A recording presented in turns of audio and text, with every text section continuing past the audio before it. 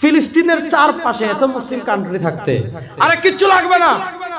জাজিরাতুল আরবের যে রাষ্ট্রগুলো আছে, সৌদি আরব, দুবাই, কাতার, কুয়েত, বাহরাইন, ওমান, এই কয়েকটা রাষ্ট্র যদি আজকে বলে ইসরায়েলকে চুপ,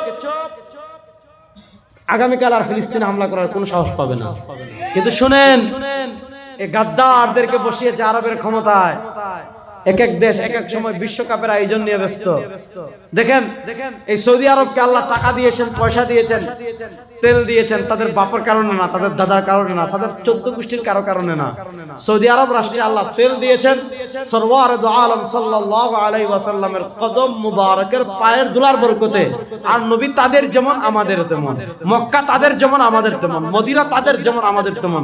বান্দরামি করবি ওই মরুভূমির পারে গিয়ে কর, মক্কা মদিনায় বান্দরামি করা মানে সারা দুনিয়ার মুসলমানদের উপর আঘাত করা। আপনি দেখেন আজকে সব জালেমদেরকে তারা বসিয়ে রেখেছে আরবে। ফিলিস্তিন যখন রক্তে ভেসে যাচ্ছে, আপনি দেখেন আরবের ওই পান্ডারা সব ভোগ বিলাসিতায় ভেসে যাচ্ছে। এটা হলো বাস্তব। আপনি একটা জিনিস খেয়াল করেন, পৃথিবী ধ্বংসের শেষ সময় যখন আসবে, পৃথিবী ধ্বংসের চূড়ান্ত সময় যখন আসবে, পৃথিবীতে বড় বড় 11টা বিষয় সংগঠিত হবে। এর ভিতর এক নাম্বার যেটা, এটা হলো খুরুজুদ দাজ্জাল। দাজ্জাল আসবে, দাজ্জালের আগে মাহদি আসবেন।